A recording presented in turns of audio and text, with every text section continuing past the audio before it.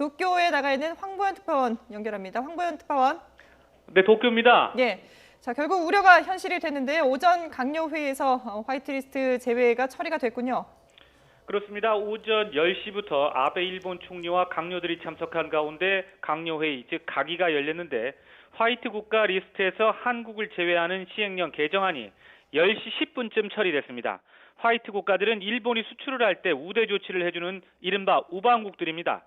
현재 일본 정부가 지정한 화이트리스트 국가는 우리나라를 포함해서 미국, 영국 등 27개 나라입니다. 우리나라는 2004년도에 이 화이트 국가 리스트에 올랐는데 이번에 여기에서 한국만 쏙 빼기로 결정을 한 겁니다. 네. 자, 가기에서 결정이 됐는데 그 다음 절차는 어떻게 진행이 될까요? 일단 가기에서 관련 시행령이 통과가 됐습니다. 그러면은 공포, 그 다음에 실제 시행하는 절차를 남겨두게 되는데요. 공포는 나루히토 1왕이 직접 공포를 하게 돼 있고요. 공포한 다음 21일, 3주가 지난 뒤부터 실제 시행에 들어갑니다. 그런데 오늘 가기 결정 후에 곧바로 나루히토 1왕이 공포를 할 수도 있고 며칠간 시간을 두고 그 이후에 공포할 수도 있습니다. 어쨌든 가기 결정이 실제 시행에 들어가는 건 결국 시간 문제라는 얘기입니다. 가기를 통과했기 때문에 늦어도 이번 달 말쯤에는 시행에 들어갈 것으로 보입니다. 네, 화이트리스트에서 우리나라가 제외가 되면 우리 기업들 어떤 피해를 입게 될까요? 네, 화이트 국가는 일본 입장에서는 우방국들로 화이트 국가에 수출을 할 때는 수출 심사를 일본 정부가 간편하게 해주는 우대 조치를 허용하고 있습니다. 즉 제외가 되면은 우대 조치를 못 받는 겁니다. 우리나라에는 이제 앞으로 제외가 되는 건데요. 그 대상 품목이 약 1,100개 정도로 알려져 있습니다.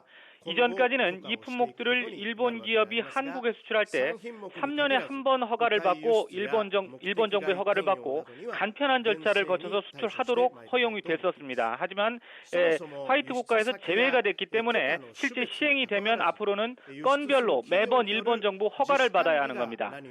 만일 일본 정부가 꼬투리를 잡아서 일부러 허가를 지연시키거나 안 해줄 수도 있다는 얘기입니다.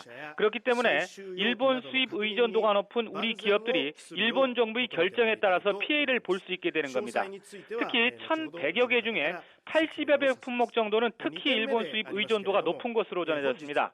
반도체 소재 부품 장비나 석유화, 공작기계 등이 대표적인 것으로 알려져 있는데요.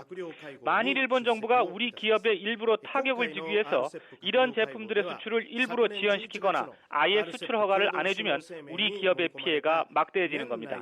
물론 그 과정에서 물건을 팔아야 하는 일본 기업이 피해도 생길 수밖에 없습니다. 한마디로 일본 정부가 수출 제도를 바꿔서 즉 화이트 국가에서 한국을 제외하면서 우리 기업이나 경제를 쥐고 흔들 수 있게 되는 겁니다. 지금까지 도쿄에서 YTN 황보현입니다.